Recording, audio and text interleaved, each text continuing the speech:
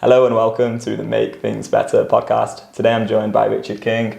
Welcome on the show, Richard. How are you doing today? Thanks, Tom. Fine, thank you. Yeah, cheers for coming on. So today we're going to talk about the Sheffield Eagles Heritage Project. And first of all, I would love to ask you how you got into supporting Sheffield Eagles. I've been watching the Sheffield Eagles now since 1989, and the club, they only started in 1984, so it was kind of 5 years into the club. How did I start? My dad took me along. He's from Sheffield, but he used to go and watch Wakefield, which was the nearest kind of rugby league club in the area. And he'd seen that the Eagles were playing. They were 5 years into kind of their lifespan. They were playing a big game at Bramall Lane against Widnes, who were kind of world champions at that stage. And he said, do you want to go along? And that was at that point, and in fact still is, that was the biggest crowd that the Eagles had ever had. So I went along to that, great atmosphere, the Eagles won, and we then kept going along to games after that, and then got a season ticket the year after. Year after that, my sister came along because she wanted to see what was going on. So we've all been season ticket holders for kind of nearly 30 odd years. So it's that's what, no big thing. Sheffield's not a hotbed of rugby league. The Eagles were created in '84 to try to tap into the potential there. That's how it started. Yeah, amazing. And how has that sort of support and that real loyalty to the club over 30 years with your family, how has that evolved into then going and creating the Sheffield Eagles Heritage Project and the Sheffield Eagles Foundation and everything? I suppose, again, it's part of what, I've stuck with the club all. I've been home and away games. Furthest I went was like Paris, been to Wembley to watch them play. And it becomes part of all that. So I said, it was a chance for me, my dad, my sister to go every week, catch up and kind of see some of the sites, watch the games, argue. But it's interesting, having done the Heritage Project now, there's something about the Eagles that brings that sense of family out, that connection with people, it's not a hugely supported club. It's had its ups and downs over the kind of 40 years it's existed, but there's that kind of loyalty to it. Fans stick with it, fans become friends with each other, that kind of sense of looking out for each other. So, I'd been a fan all that time. About 6 years ago, I went freelance and became kind of freelancer working in arts and heritage, kind of developing funding bids, kind of developing action plans, project evaluation. Early stages of freelance, I'd seen, having worked on lots of heritage projects, I'd seen that other rugby league clubs had got money from the National Lottery Heritage Fund, and I saw there was a potential there, so I developed the application form, didn't charge them, wanted to do it as my contribution to the club, developed the bid, and we were successful, getting £92,000 from the Heritage Fund. I never planned to run the project myself, never take it on, but I think the further it went along, and then when the job was advertised, I was thinking, I'd really like to do this job. I'm really fortunate to get the job and deliver it from there. So it was able to take it from those ideas, move it forward, and deliver the project. Yeah, and stepping back a bit, do you want to share kind of what the project is? What's the purpose of it? It started off as a 2-year project. We managed to get it extended to 2.5 years, just to look at the history of the Sheffield Eagles. I said the Eagles are celebrating in September their 40th anniversary, so still a relatively young club in lots of ways. But it's had lots of interesting stories, and that was one of the things we've tried to draw out as a project. There's lots of interesting stories, but stories that people aren't actually aware of. As I mentioned, rugby league has got a relatively low profile in Sheffield. Sheffield Eagles have got a relatively low profile, so when you're competing against 2 football clubs, hockey teams, basketball teams. So some of it was about making people aware of those stories, but some of it was about capturing them before they're lost. So there's still people supporting the Eagles today that were at that first ever game in 1984. So it's about collecting those memories. Within kind of the sporting heritage world, it's kind of classed as collections at risk, and that isn't just about the physical things, so it isn't about programmes and photographs. It's about people's memories, recollections, stories, those kind of things. So you could see that opportunity there. So it was very much about collecting the stories. And it's interesting, I keep talking about stories, and I'll come on to that a bit, because that's where the websites had an influence in how we'd kind of describe the project. So it's very much about physical as well. So programmes, photographs, memorabilia, shirts, records of those, having a kind of record. So 40 years worth of shirts. There is no definitive record of every shirt the club's ever played in. So can we get photographs of those and put them on, kind of collect them and display them? drawers full of the Eagles office of photographs that are just in a drawer. Can we get those scanned, digitised and shared? DVDs, old VHS tapes, just in a cupboard that without the project would just disappear. But then also it's about the stories and collecting those stories from people, doing interviews, a bit like this, doing interviews with people to share their memories, collect the stories, and then lodge those with the kind of Sheffield archives. And events as well, events to celebrate those kind of the key moments in the club's history, bring people together. We did an event last year. The Sheffield Eagles won the 1998 Challenge Cup, the equivalent in football of the FA Cup.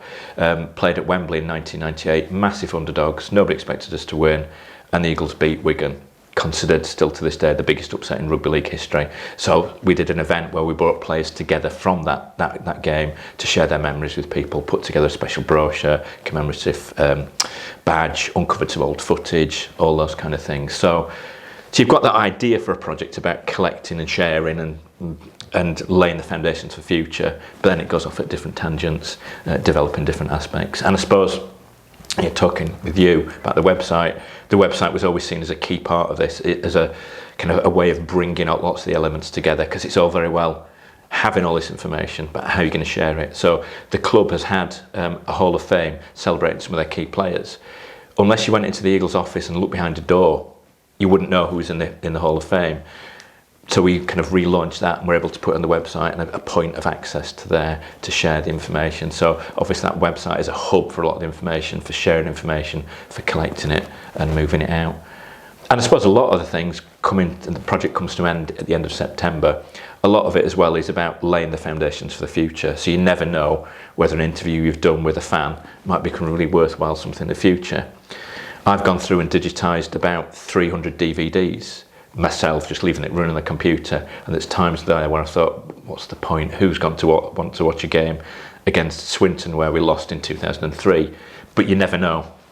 And also within those you can find those little snippets of interviews with players or fans or those kind of things, so that kind of social history. And that's kind of, the same with the programmes. We've got 1,400 programmes now that have been scanned by a volunteer, put on the website. Does anybody really want to look at a programme from 1987? But they're also really interesting. You capture adverts from shops of that time or little photographs of players or people. In fact, one of the kind of volunteers working on something, we managed to find a picture of her when she was a child in the programme, or just because we got it on the website. But also we've recently done some work on developing women's, the history of women's rugby league in Sheffield, and I was able to look at those programmes and find kind of articles from there. So yes, that's how it came about. Being flexible, because when we put the bid in, it was very much about the men's team. Since then, a lot of the work, so I work for the Eagles Foundation, which is the charitable organisation linked to the club, who does a lot of work in terms of rugby league development. And in the last 2-3 years, the foundation has developed a new women's team, a learning disabilities team, physical disabilities team, walking rugby, touch rugby, really broadened out that participation. Wheelchair team as well. Wheelchair team have already been in a final. Women's team have been promoted. So I suppose some of that is also getting across the fact how inclusive rugby league is, and it is beyond just that kind of image of a muddy northern sport played by men. Yeah, so it sounds like it's a very inclusive sort of project, and it's about sort of bringing people together, community, sharing those stories. And as you said, there's football teams and other rugby teams and skating and I don't know, there's all kinds of stuff going on in Sheffield. But I think the football teams probably get the main sort of focus overall, because I guess football is probably a more popular sport than rugby league. But it's like at the same time, with the rugby league, you're going to have the fans who have been going for 30 years, got the season tickets, and there is that community there, and it is about making sure those stories are heard and that they are kept and that they're not lost, and bringing those people together. And I'm really curious, so for you over the last few years, you would have probably gone through quite a few old articles and collections and put that together. Have you had any moments where you've been able to reminisce moments from the last 30 years and you've kind of remembered, oh yeah, I remember that? Yeah, because I've realised my memory is hopeless on a lot of stuff, and so it has been some of the things of just talking to people or seeing a bit in a programme or finding a game. I managed to find, when I was going through all these DVDs, footage of that first ever game I went to. It had been highlights shown on television. So for me, to be able to watch back that game, I've got no recollection of that first ever game, beyond the fact I know when it was, and so it's been looking back at that, triggering those memories there. And it is interesting because the Eagles fans are a really nice bunch. I know the fact I'm a long-term supporter means like last Sunday's game, I could go and have a chat with one of the supporters because I needed something from him, or people start coming up to me. So yeah, it has triggered memories. It has also made me remember that I can't remember much. And some of the stuff where it's just complete blanks, and people seem to have this kind of really good recollection of, oh, do you remember that game? And it's like, no, or your memory's different to what you think it is. But that's all valid because again, it's another part of it is getting people talking. And I think that's been one of the kind of other successes of the project, has been making people think about and realising the value of those stories, the heritage, the stories about the club are worth sharing. So, we're just finalising this 40th anniversary brochure that we work with volunteers, and it's not a conventional history of the club, but it's people's memories, what it's been like as a player, why people started watching as a fan. But just things like, in 40 years, the club has played at 21 home grounds. The club has faced challenges every step of the way. They used to play at Overton Greyhound track, and they, after the Hillsborough disaster, they couldn't play there anymore. So they had a season playing at Hillsborough, Bramall Lane, Chesterfield, then played at Don Valley Stadium for 13 years. Don Valley Stadium got knocked down, so we had 9 years where a home game for us was going to Wakefield or Featherstone. So all these challenges. It's amazing that they still exist. Oh, it is amazing, and that's something now to some of the key people that have been involved all that time. Fans fundraising, and fans, the fan base dwindled during that period outside Sheffield, but that trek to Wakefield for 2 seasons to watch games, or to Doncaster, there is something there that keeps people going, and then trying to draw them back in. Yeah. Have you had a favourite stadium? I never thought I'd say it, but Don Valley Stadium, right? Because at the time it was the big athletic stadium, running track around the outside. But it's only now that you look back and go, oh, it's actually all right. And you're talking about memories that, I found some of my old photographs, and I could immediately kind of remember the smell of the rubber flooring as you walked through Don Valley Stadium. So I think, yes, you do look back and go, oh, it was far better than we thought, and it was stability for years. Yeah, amazing. And what about favourite game? I know obviously Wigan comes to mind. But again, there's experience. There's kind of snippets of ones where we kind of snatched last minute victories. So we years ago, I was at an event recently at Headingley Stadium where Leeds played, Leeds Rhinos, kind of in the top flight. And I remember watching us play there, and we stood right behind the post, and we managed to get a draw in the very last second. And I was fortunate to be at Headingley with Mark Aston, who's kind of one of the key players over the years, and now the head coach and director of rugby. And we were at Headingley, and we're talking about the memory of that, and I managed to find the video and look back on that as well. So it's little snippets of when we've won a game in the last minute, or we've lost a game in the last minute, or just played really badly, or even going to in 1996, the Rugby League had an investment of money from Sky, and it kind of went to this Super League, and the Eagles were fortunate to be in that and played in the first ever game of Super League, and that was against Paris Saint-Germain. So my dad, my sister and I went to Paris. Classic Eagle style, we lost, but we had the experience of going to Paris for a long weekend and watching them play.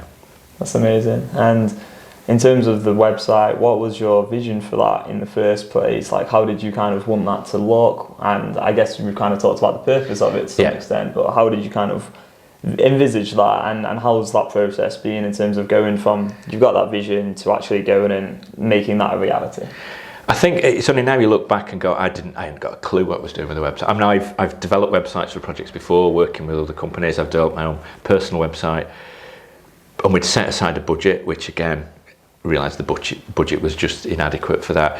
What did I want from a website? I wanted something that could bring all this information together.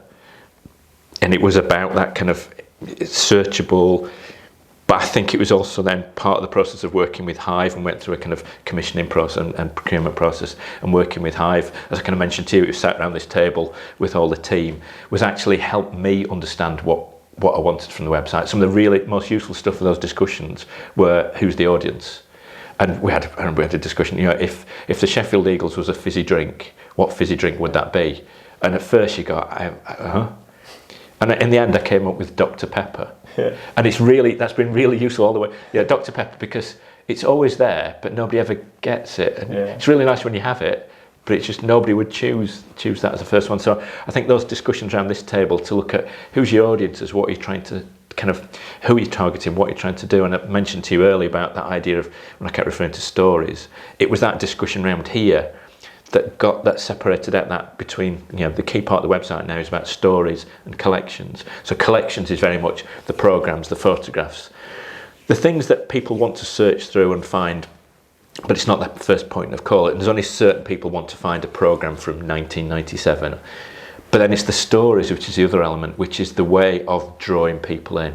And I think that was fundamental through this kind of the workshop with the team at Hive, was to go, oh yeah, it's stories. So we're working with a small supporter base. What do we do to make people interested? And it is the stories. So making those really interesting so people can come in and read about 1998 or find links to other things. So then you're using the collections as a way of illustrating the stories.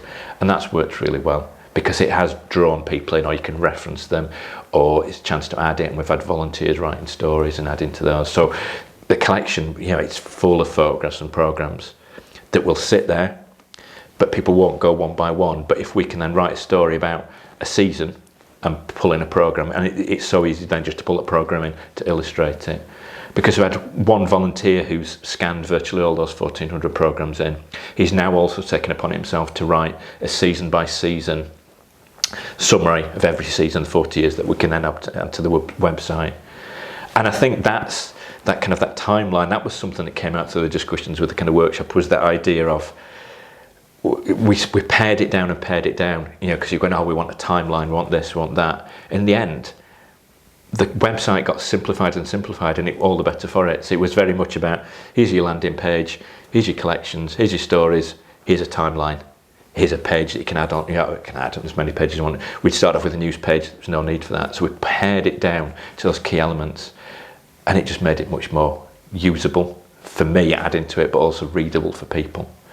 And in terms of how we wanted it to look, I hadn't got a clue. We'd adopted the colour, we'd inherited the colour palette from the Sheffield Eagles, which is a red and gold.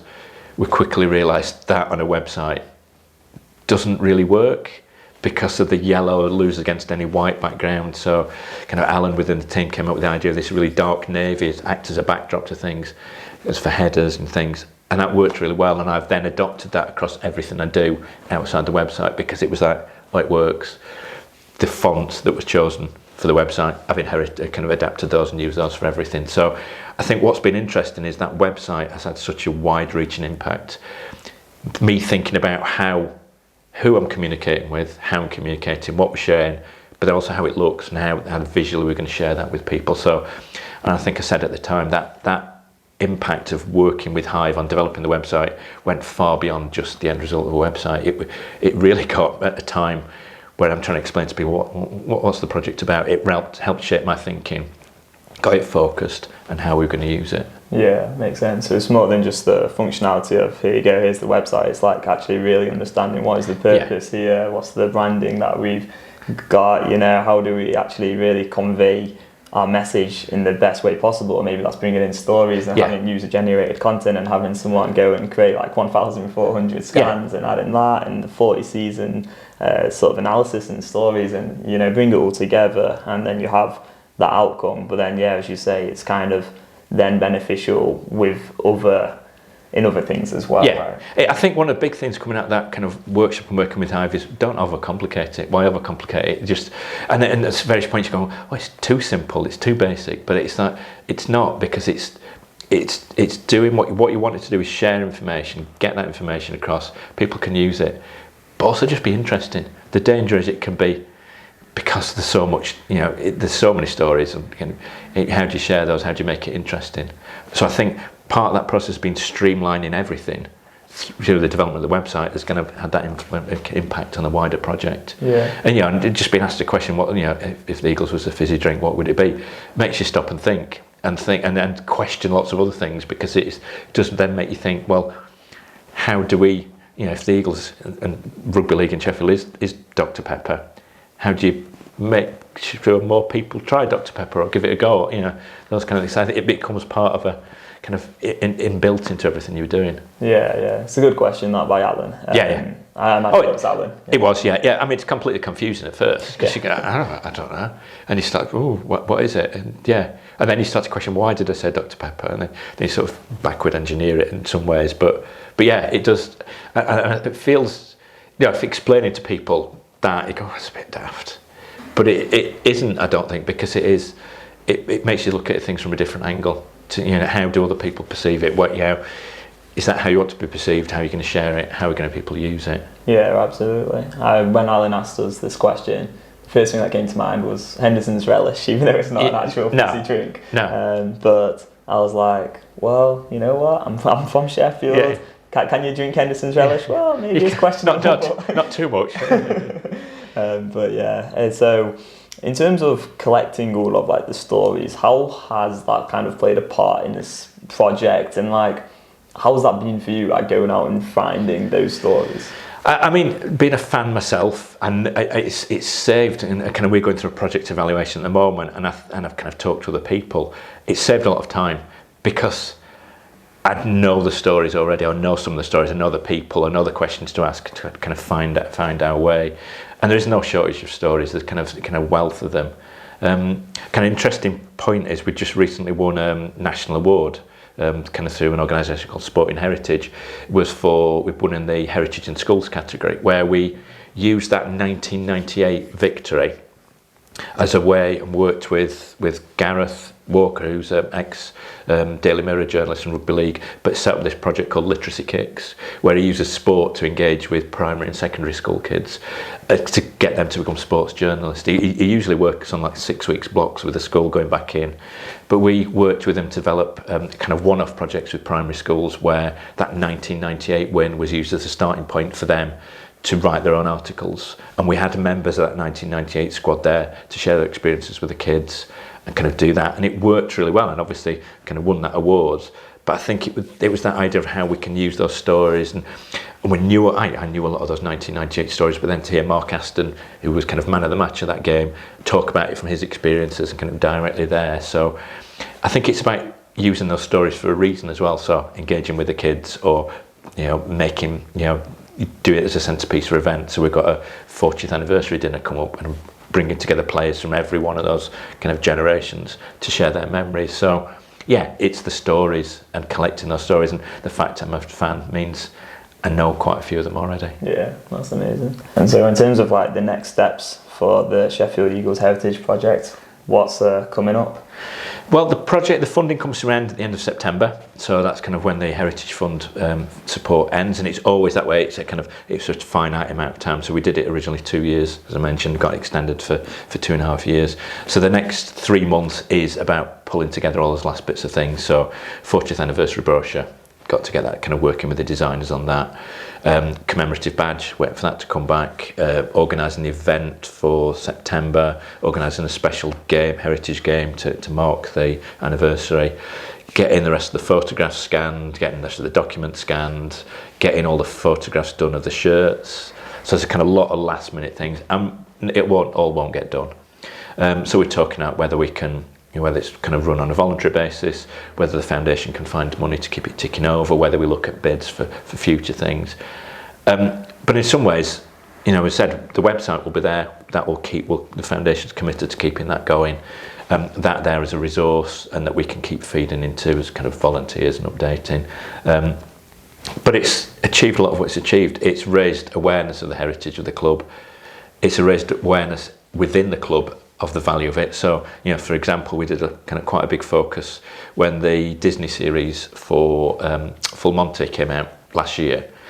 The Eagles were featured in the original film. So Mark Addy's character Dave wore a Sheffield Eagles away kit in a couple of scenes. And so amongst fans, that white shirt with a blue eagle across it is known as the Full Monty shirt.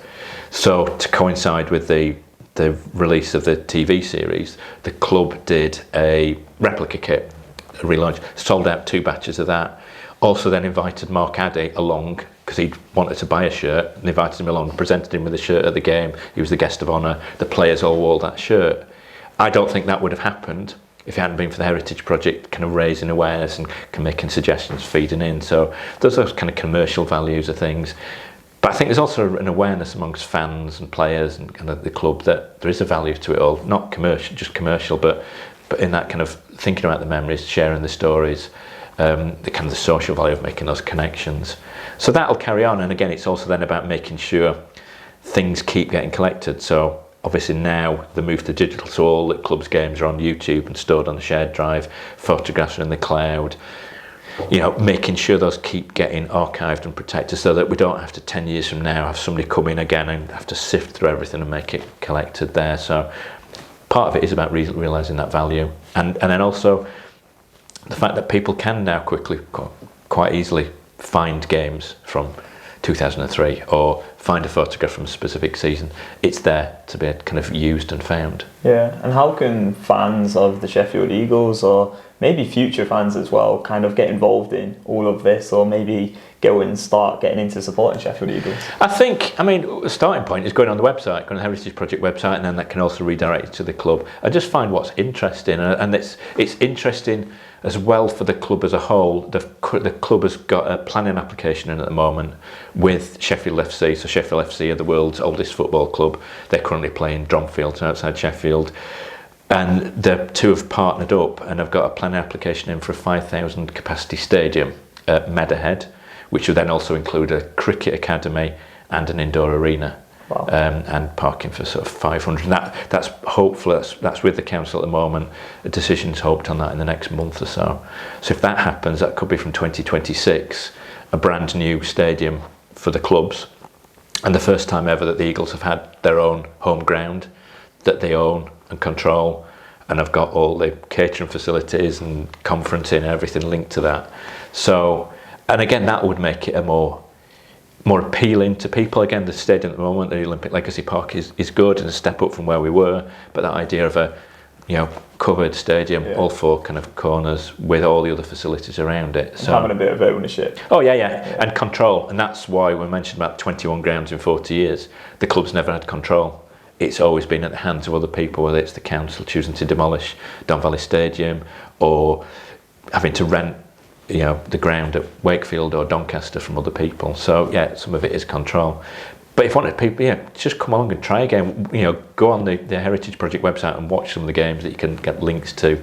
Go on a YouTube channel, just try a game out. It is still finding now the support is growing because people are trying it out and learning about it, and it's an inclusive sport, as I mentioned about wheelchair and women's, but that's also off the field as well. So it's I think it's close to a 50-50 mix in terms of genders, ages, in terms of the supporters. It's a nice environment to go to games in. It doesn't feel hostile. People don't feel threatened. It's kind of a family game, which if people are looking for, it's worth trying. Yeah, I've got to admit, after talking to you, I really do want to go to a match now. Yeah. Now, when I know after the website, we'd finished the website, team from Hive went along to a game and watched it from the far side, because it is, if you've not been before, if you can choose the right game, even though, on Sunday, some of the players, and you can hear the wind knocked out of them, and you go, how do you get up after that? Because it is a tough sport, but it's not a violent sport. It is kind of well controlled, and it is just what the players can do and what they put themselves through. Yeah. It's well worth giving it a go. What sort of crowds do you get? It's on the increase now, so I think Sunday was 1,400, which then you compare that to football, but we've been down as low as 400 in the kind of the years. And when you think about the capacity of our stadium at the moment, it's only 2,000. So you look at it from that side. Having had 9 years outside Sheffield, where you were down to the core of the fan base, it takes time to build it back up. But in our division, we're probably kind of mid to higher end in terms of attendances. So you got to Super League, and you're looking at 8,000-10,000. But again, it's enough. It's never enough, but again, it doesn't feel overwhelming. Having been to Wembley recently, you walk into Wembley and there's 65,000 people. It is kind of quite a lot when the noise and kind of all the atmosphere of that. Yeah, definitely. And before we get on to the final question, which is about making things better, sort of as a whole and in general, is there anything else that you would like to talk about in regards to the project? No, I think we've covered it. And I've mentioned the team at Hive before. It was really good working with Hive on the website. It made it. I actually enjoyed the process, And again, the fact that you could share information, you could say, I don't like the look of that, or what about this, or what about that. I've always kind of pride myself on being a good client and giving clear answers. But they were receptive to that, and they came up with solutions and worked around it, explained things clearly, always responsive. So it was, I've really enjoyed the experience of developing that, developing the website. We think it's a complex thing. And as I mentioned before, it went beyond just developing the website. So I think it was that side of it. It was a good experience. It wasn't. I know as well we got so much extra from Hive that we never, that went beyond the kind of contract sum, because they wanted to contribute so much more. They took a pride in it all, and kind of the value and the foundation appreciated that, 'cause as a charity, kind of working on grants, that it was valued how much extra we got. And I learned a lot through the process as well. I think that's always what you're looking at for pieces of work. I learned something through it as well. Yeah, that's awesome. And I know the team, from talking to people, loved working on this project as well, because I did a podcast with Connor in here about a year and a bit ago, and he was the project manager. Yes. And it was his first proper full-on project, and he loved it. And I quite enjoyed that, because it's really interesting now knowing that Connor's come back to Hive as well, to kind of just this week. That it was really interesting working with him, because you could see it was at early stages of his career. So I quite enjoyed helping him through the process, and you got that flexibility from both sides to know that that was the first time he'd run a project. So it was enjoyable to see him learn and develop through that, and I think that's what was really nice when Liz contacted me this week to say, oh, Connor's come back in a permanent role. It was really nice to see it come full circle, because he'd only been here on his placement, worked with us, and nice to see him come back and kind of have developed to be able to in a position to take up a job here. Yeah, exactly. So there's just so many mutual benefits, I suppose, to working on this project together. So I love it. The final question, as we ask every guest, is what do you think people can do to make things better? And you can interpret this question however you like. It's a big question. I think, I don't know, it's interesting working with as part of the Eagles Foundation. A lot of that has been a focus on, and the foundation uses mental health, sport for mental health, and I think it's been really interesting for me, having worked as part of the foundation, worked as part of the project, to realise that kind of the connections people can make. So the connections people have made through watching rugby league, the connections who people have made through playing it. And I play as part of the walking rugby team. And I kind of just went along to that because the foundation had started it, and I thought I'd kind of help me out. And I've been going that for a year. There's about 12 of us there last night. And it's those connections that people have made, kind of conversations, the WhatsApp group during the week, you're getting a bit of exercise. So I think it is that kind of, for me, a lot of it is about the connections at a time when it's easy to get isolated from things. I think it's that idea of sport or anything. The Heritage Project is a chance for people to share, to come together, to talk. And I think it does make it better because people are, have got a community around them. Yeah, I think that shared interest, it can just create so much connection. It makes you feel part of something. It does, yeah. And as I said, the fact that we had, when we played at Wembley recently, the learning disability team, they went down and were on the pitch at Wembley, bringing out the flags.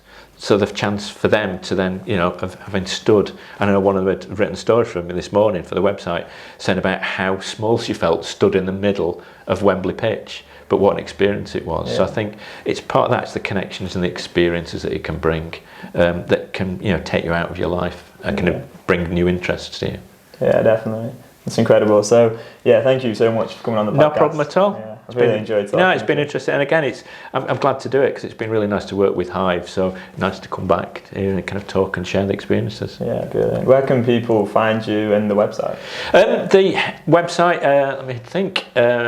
If you Google Sheffield Eagles Heritage Project, it will come up there. I think it's the top of the list there. We've also got a Facebook page, and then that redirects you, my contact details, redirects you to the club, kind of from that side. So Sheffield Eagles Heritage Project, and you'll get to it that way. Perfect. All right, thanks so much for watching or listening. I hope you have enjoyed today's podcast, and we will see you in the next one. Bye-bye.